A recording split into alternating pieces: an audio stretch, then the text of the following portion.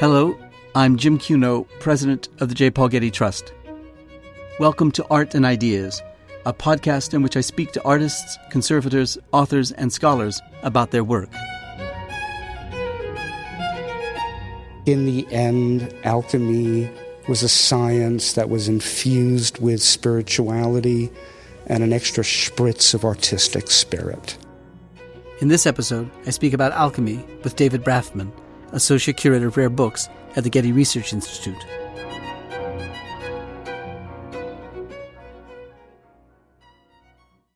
Since the dawn of time, humans have been on a quest to understand how the world is made. Alchemy, a mysterious mixture of science, philosophy, and spirituality, has over the centuries played a key role in this quest. Now recognized as the ancestor of modern chemistry, alchemy contributed to many discoveries during its long history, including artificial gold, alcohol distillation, the composition of porcelain, and the invention of gunpowder. Alchemy has also had an impact on artistic practice and expression. It is this aspect that was the subject of a recent exhibition at the Getty Research Institute titled The Art of Alchemy. Featuring manuscripts and rare books, prints, and sculptures from the GRI's rich holdings, the exhibition has since closed to the public. But before it closed, I spoke with David Brafman, Associate Curator of Rare Books at the GRI and Curator of the exhibition. We met in the exhibition galleries. David, now the first thing we want to know is why you proposed this exhibition and what it tells us about the depth and range of the GRI's collections. Well, Jim, actually I think proposing the exhibition went back to the original acquisition of the collection. Before I came here in 1995, the Research Institute had acquired a collection of rare books on esoterica, alchemy, Kabbalah, mysticism, witchcraft, that belonged to a Los Angeles resident, Manly Palmer Hall. We acquired it from his widow. And Manly Palmer Hall was a theosophist, a lover of divine wisdom, and he was also the founder of the Philosophical Research Society in Los Feliz in Los Angeles. And we had acquired it really to see what it might contribute to the history of visual symbolism in art history on such subjects as allegory, metaphor, and how such things were represented in artworks. About 5 years ago, I was looking through one of the manuscripts in that collection, and I came across a phrase that said the philosopher's stone is red mercury. And if there was one thing that I knew about chemistry, of which I don't know much, because I was suspended from high school for not attending chemistry class, I knew that red mercury was vermilion paint pigment. And I started seeking out colleagues at the museum, starting with the conservator of manuscripts there, Nancy Turner, to see what she knew about synthetic pigments. And she led me to other colleagues, conservators, curators at the museum and at the villa. And what I came to find was that we had the rare books on alchemy, and the museum had 2,000 years of artworks that manifested the application of alchemical techniques to the creation of artwork, of effects of artifice in artwork. So when you first started out with this curious interest in alchemy, it was with regard to its use in the making of art. It wasn't for alchemy in and of itself. Yeah, that's very true. So tell us, what is alchemy, and when did it first appear as a scientific or pseudo-scientific pursuit? I think alchemy first appears when humans try to toy with the world. Alchemy appears when people first obtain mastery over fire. If you think of the wonder that the first person or people who took sand and heated it until it turned into glass, or took a stone like malachite, a blue mineral, and subjected it to the flames and were able to extrude copper out of it.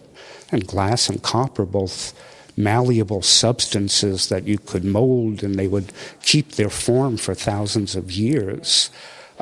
It was miraculous. And I think even if you go further back than that, when humans copy animals and take meat and other foodstuffs and bury them so that they ferment, and the fermentation gives off heat. It literally cooks the food for them. So it was as much or even more the miracle of the magical transformation of things from one element to another element, or from two elements together becoming yet a third composite, that attracted the attention, you think, in the early history of alchemy, over and above the utility of the functioning of such work? I think it was a little bit of both. I mean, I think the industrious human imagination and its attempt to grasp nature also led to seeing that you could literally grasp nature, you could wield it in the service of human benefits. Yeah. You write that the Sicilian Greek philosopher Empedocles proposed that all matter was composed of four elements. How did he come to propose that? Well, that's a difficult question. And what did it mean for alchemy that he did propose it? I think how he came to propose it goes back to what we were saying about just the human urge to grasp the world. Why do young children, one of the first words, I don't know if it's one of the first words, but certainly by the age of 5, they start asking why, how, what, and want to get at the basis of things, understanding the world. Empedocles was a philosopher and a physician, and he wanted to understand how was the world created, what was the nature of creation, in a sense. He was also a physician. So for him, examining the four elements meant looking at what are the building blocks of the physical world. And he proposed that they were earth, air, fire, and water that combined together to create and perpetuate the world. He also says that those elements are indivisible, the way we understand elements. And the Greek word for indivisible or uncut is atomos, and that's where we get the word atoms. And like I said, he was also a physician, and in a poem, he actually writes his philosophy through poetry, and in the poem that he proposes this idea of the four elements mingling together, he says that they mix together just like a painter mixes colors, using more of some, less of others, to get the harmony of painting, and there's a harmony of the world. And an interesting aspect of the Greek is that the word he uses of the material pigments of color is pharmaca, drugs, medicines, obviously where we get the word pharmacology.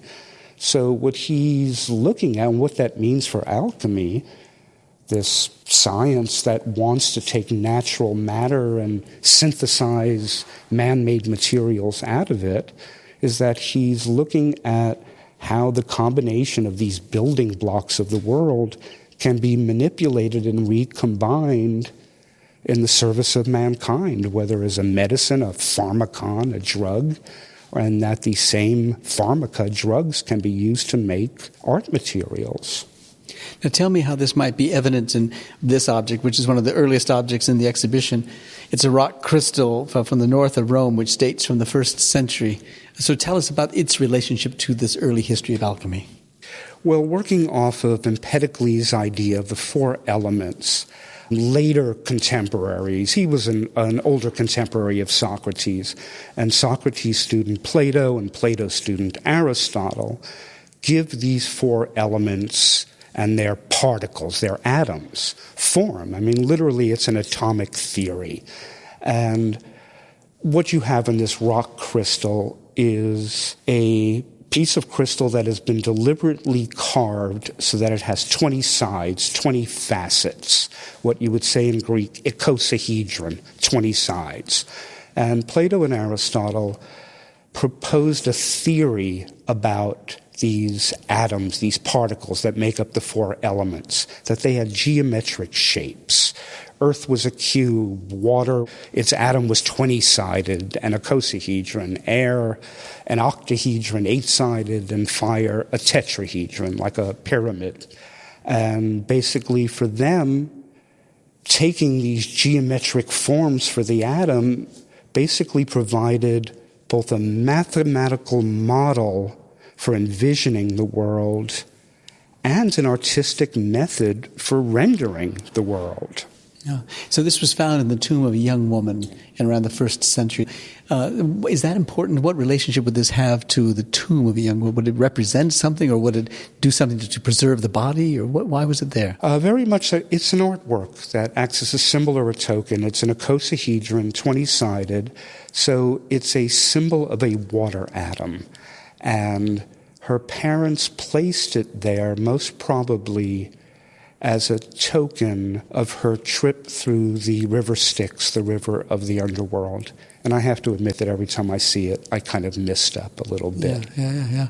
And it's exhibited against a book that is opened to a page in which there's an image of, I suppose, the same form, but it was just attributed to Leonardo. Yeah. In fact, the book is Divina Proporzione, Divine Proportion, written by Luca Pacioli. It's printed in 1509. Luca Pacioli was the mathematician for the Sforzas, the aristocratic family that ruled Milan. And he actually composes the manuscript for the book in 1498 when Leonardo is an obscure young artist who's living with him, and Pacioli has taught him mathematics. And in return, Leonardo da Vinci renders the particles of these 4 atoms, what are by that point called the Platonic solids, in return for Pacioli giving him a place to live. So by juxtaposing a 1st century piece that actually as a miniature sculpture represents the atom of water, I'm putting it together with a piece from the 15th, 16th century, well, the book is from the 16th century, that shows how to render these building blocks of life, these 3-dimensional building blocks of life, onto a 2-dimensional plane through artistic perspective. Yeah. Would Leonardo have used the term alchemy in the making of this? Would he have understood what it meant if he was told the term alchemy? Very much so. I don't think he was using alchemy when he was rendering this, but he was very familiar and a little bit derisive about alchemists. He said that they were nuts, but he also said they have great recipes for making beautiful red colors as well as making what he called mosaic gold. Yeah, so he used their techniques. Very useful to him, yeah. Now, you describe another guy, Zosimos of Panopolis, who was active in Egypt, I think, during the 3rd century, the Common Era, as the first alchemist. You describe him as the first alchemist. How did he become involved in what we today call alchemy, and did he call it that then? He's the first alchemist whose writings survive, and in fact, he cites earlier alchemists. The most important one is a woman who lived in Alexandria probably in the 1st century, Maria Judea, Maria the Jew. And he credits her with most of the apparatus that is still used today in distilleries. Zosimus himself engaged in a practice that was called chemeia. It was a Greek word that meant metal pouring. It meant the blending or the alloying of metals. And you have to understand that Egypt, and especially Alexandria, after the conquest of Egypt by Alexander the Great, Egypt very much becomes a melting pot of different ideas, both Greek natural philosophy and 3 millennia of Egyptian metallurgy, medicine, which was bound for them in their mythology about the world. Zosimus himself, he's a bit of a mystery. Some people say that he was an Egyptian priest that worked in a secret laboratory of the Egyptian priesthood. But what he does for alchemy, as do a few other speculative thinkers about the natural world, is that he not only describes the artisanal practice of chemeia, the root of the word alchemy, this metal alloying and blending, mixing, but he infuses it with a philosophical idea, with a philosophical bent to it, that the reason that chemeia works is because, there's a soul that runs through all things. All things are unified by having soul or spirit in them. And if you could separate the soul from the substance and recombine it somehow, that you could tinker with the very essence of reality. And one of the contexts in which Zosimus is operating, if you think 3rd century Egypt of our era, this is also the period that sees the rise of Christianity. The monastery of St. Catherine's was in Sinai from the 3rd, 4th century. And in fact, Zosimus, some of his vocabulary for the process of bathing things in chemicals, he uses the Greek word baptizo, which is where we get the word baptize.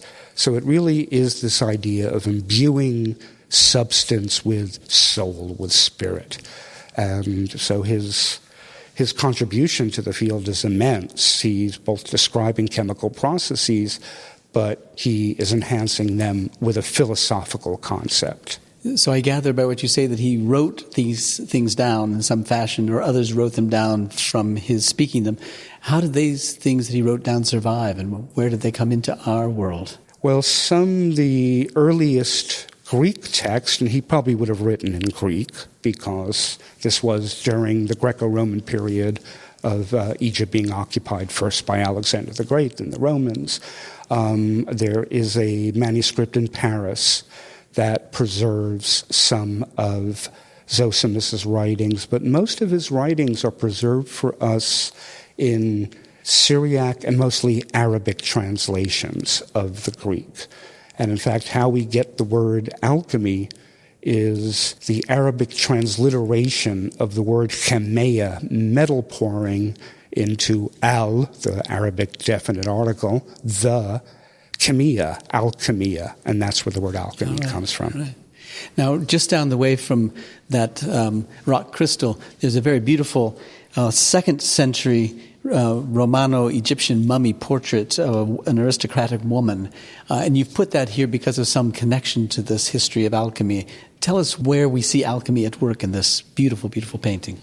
Well, the context for it is that the Egyptians are credited by many as the first culture, or their chemists created the first synthetic paint pigment of taking different materials and combining them to get a color. And this mummy is painted in what's called red lead. It's a lead carbonate. And the Egyptians knew that lead was toxic if you ate it, but it would also be toxic if rats, mice, insects ate it. So in fact, the use of this red lead pigment not only adorns the mummy and gives it beauty, if you will, but it also preserves it from infestation. And you might keep in mind that ancient Greek, the word cosmos means order, but it also means adornment, ornamentation, that the cosmos was a work of art. So, in terms of medical applications, it's the use of this synthetic pigment that preserves her immortality. And the Egyptians would also use the same red lead pigment as eye makeup, as cosmetics. Cosmetics comes from the word cosmos. You've talked to us about an ancient Greek and Sicilian philosopher, and you've talked to us, too, about an earlier Egyptian philosopher, and we've gotten to this point. But you also tell us that alchemy is not only a Western phenomenon, that it's spread actually across the Silk Road east from the Mediterranean. When and how did that happen, and how is that shown in this exhibition, say, in this 20th century facsimile of a 19th century Chinese woodcut, I presume? Well, many people argue about the different directions that alchemy took, but I would say fundamentally it really comes to the West after it's been in Africa and Asia. And in fact, this the facsimile that we have in the show of what's actually a 17th century woodcut from 1637 of a Chinese work that's called Qiangang Kai Wu, which literally means exploitation of the works of nature. You couldn't think of a better title to describe alchemy. And what is being depicted is what I describe in the exhibition as a mercury industrial complex. On the two facing leaves First, they're showing a rock being crushed up, and the rock that's being crushed up is cinnabar, a mineral that's ubiquitous in especially Western China. It was a red and white rock that was composed of mercury and sulfur, mercury sulfide. And what the Chinese learned very early was how to crush up this rock and then heat it, and the mercury would evaporate before the sulfur did. And then they could condense the mercury, cool it, and condense it back into its liquid, metallic, mercurial state in another receptacle.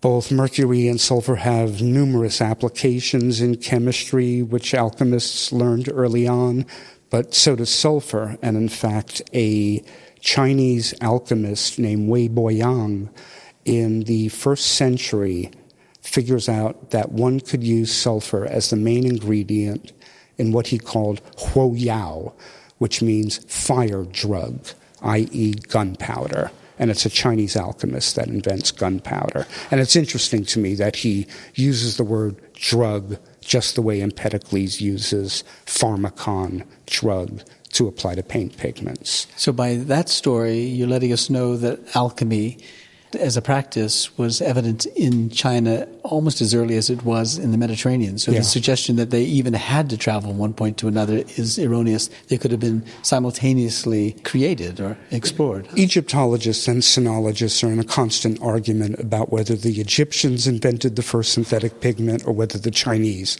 invented the first synthetic pigment. Now, I think you said that alchemy became associated with creativity during the medieval and Renaissance eras in the West. Tell us how that came to be, and how do we see that here standing in front of this case with things related to the so-called stone of the philosophers? Well, certainly alchemy becomes associated with creativity much earlier in parts of Asia and in Africa, and it really is imported to the West, mostly through Arabic translations into Latin. Leaps in artistic creativity and the use of different kinds of chemical bonds and materials to create dazzling effects in paint, glassmaking, etc., are developed among Islamic alchemists, Egyptian alchemists. It's something that comes much earlier. What tends to appear in Europe is the kind of thing that first intrigued me in the collection of rare books that were at the GRI, that greeted me when I came to the GRI, and that was depicting science through art, using these different artistic metaphors to express these different chemical reactions and physical processes. As for the Philosopher's Stone, something that is remarked upon, I think even as early as Zosimus, is that if you take the mineral cinnabar, which was composed of mercury and sulfur, mercury sulfide is its basic component. If you use alchemical apparatus, furnaces and condensers and distillers to separate out mercury and sulfur, get out all the extraneous crap, if I may say, and you have mercury and sulfur in pure form, and then you recombine them, you get this brilliant red color, synthetic cinnabar, otherwise known as vermilion, that beautiful, bright, ruby red pigment, which for alchemists or for anybody who was engaged in playing with these chemical substances, it meant that you could not only imitate nature and the bonds that nature had made over millions of years in creating minerals, but you could surpass nature. You could perfect nature, and you could also accelerate nature. That if you separated out mercury and sulfur from cinnabar and recombined it, you could do it in a matter of days, I think, if not hours. And to make the rock cinnabar, which one finds all over China, takes millions of years of geological activity. So are you saying that in the creation of artificial phenomena that imitates so perfectly natural phenomena, it was a way to overcome the burdens of having to wait for nature to take its course and to produce it, that you could produce it in a matter of hours, as you said. In a matter of hours, so it was a matter exactly. of efficiency, and it was a matter of an unending source of this material, because you could recreate it all the time. You could recreate it all the time. And not only that, but it was also part of this constant quest of an industrious human imagination, if I could say, to examine how to unlock these mysterious secrets of creation. If you take a rose and you crush it up and put it in water, you're not going to get a red paint out of it the way nature creates red in a rose. You have to figure out how to create these colors yourself. And that is part of what always impelled alchemy. And what I quickly found out, the more that I investigated the subject, was that alchemists generally, even though they had this reputation for trying to transmute base metals like lead into gold, they were really supporting themselves by supplying the art trade and the pharmaceutical trade. They were supplying the art and medical industries. Mm-hmm. Now, you emphasize two other areas in the recounting the development of alchemy. If we just left the Renaissance, as it were, you said the European Enlightenment of the 17th and 18th centuries and the Romantic and industrial eras of the 19th century, tracing the development in the West of the development of the economy, I suppose. And in this respect, we're standing right now in front of a very long and intensely drawn and painted scroll called the Ripley Scroll, which dates from about 1700, I think, and it was painted in England. Yeah, please describe it for us and tell us what function it had and what it has to do with the history of alchemy. Yeah, it's one of the 21 extant, what's called the Ripley Scroll. I see. And it was ascribed to George Ripley.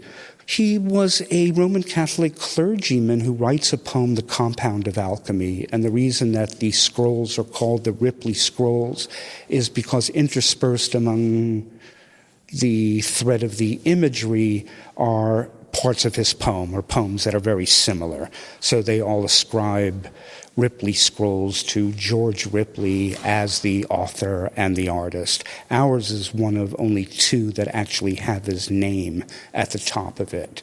None of these scrolls were made during his lifetime, but there are many more scholarly opinions about the meaning of the scroll. It's filled with cryptic imagery.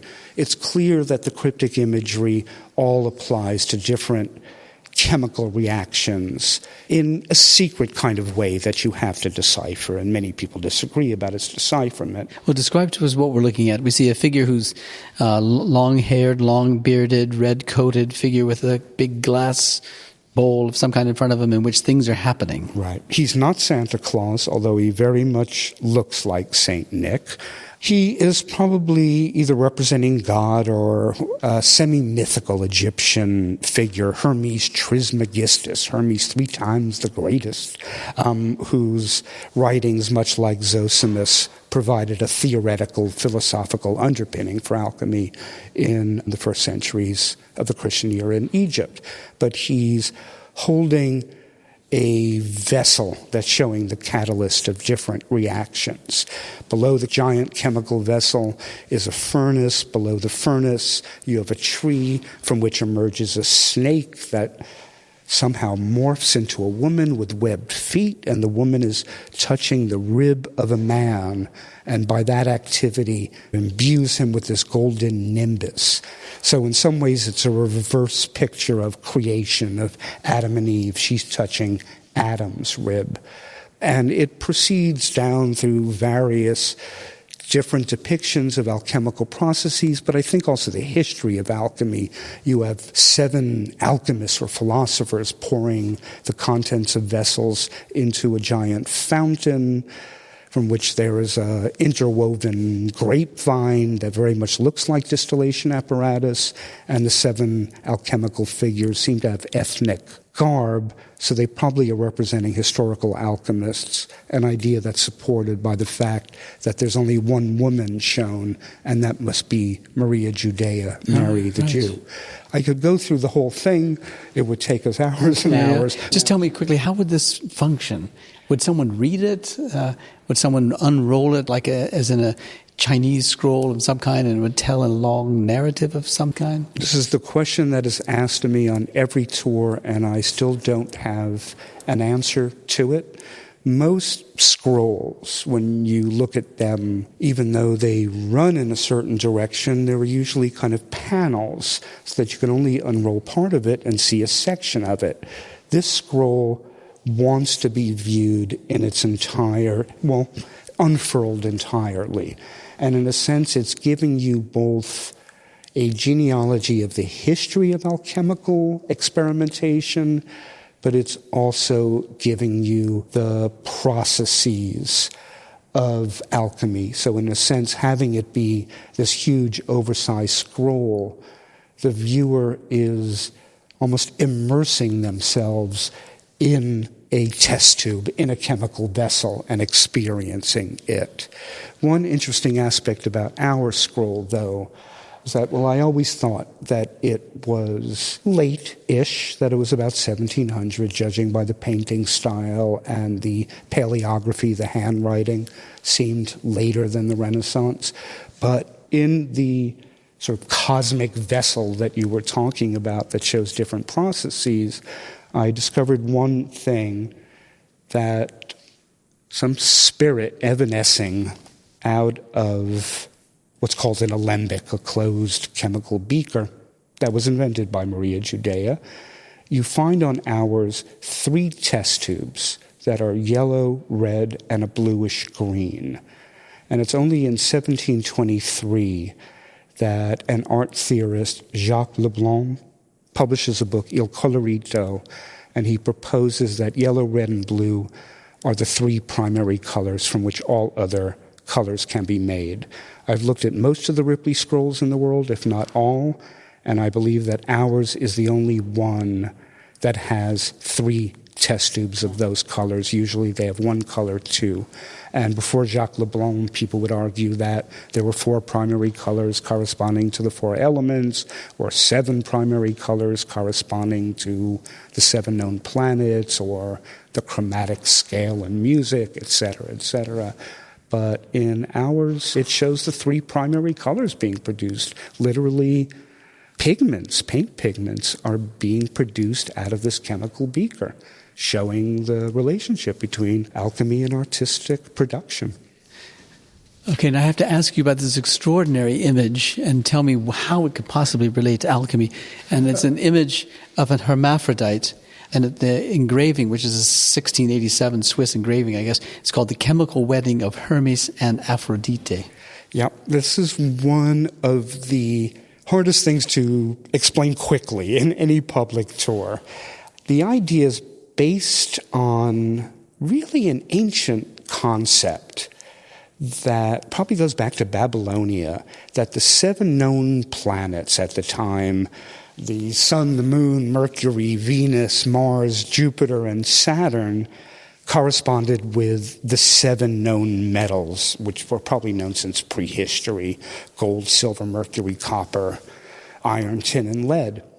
And if you go back to high school Greek mythology and Roman mythology, Hermes in Greek is the god Mercury that corresponds to the planet Mercury. Aphrodite in Roman was the goddess Venus, and she was born on the island of Cyprus, from where we get the metal copper. We get the word copper, and Cyprus had this huge copper-producing industry. And what this metaphor is showing is it's basically using art to express a scientific process. If you take Mercury and copper, so Mercury and Venus, basically, and you sprinkle gold on top of it and you heat the combination, Mercury will evaporate, and as it evaporates, it bonds gold to the surface of copper or bronze or most metals. And what you have in this hermaphrodite, this supposed kind of unnatural creation, is you have an artistic depiction of what they called mercury amalgam gilding. And that's how alchemists made gold. They didn't transform things into gold. They just used mercury to bond a little bit of gold to the surface of copper or bronze. They think that it was invented in China in the 5th century BCE, and it's in use up through the 19th century. It's finally outlawed in Paris when they realize mercury is driving people mad.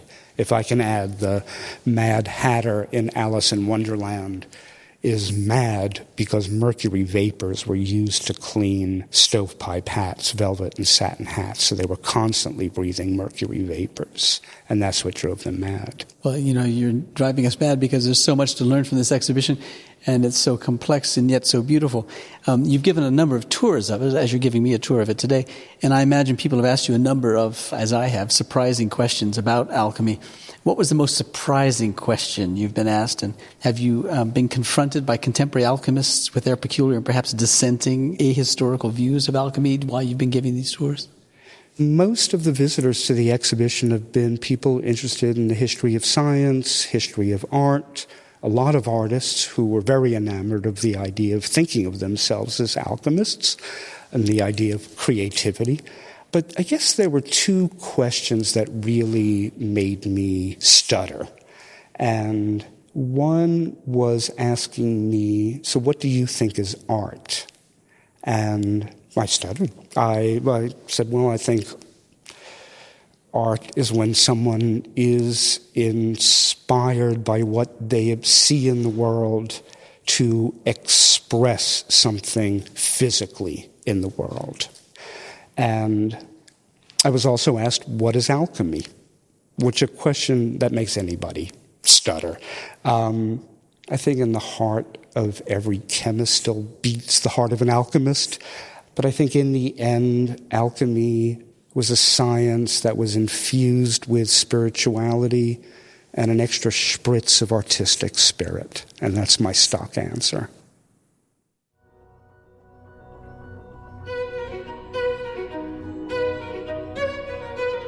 Our theme music comes from the Dharma at Big Sur, composed by John Adams for the opening of the Walt Disney Concert Hall in Los Angeles in 2003. It is licensed with permission from Hendon Music. Look for new episodes of Art and Ideas every other Wednesday. Subscribe on iTunes, Google Play, and SoundCloud, or visit getty.edu/podcasts for more resources. Thanks for listening.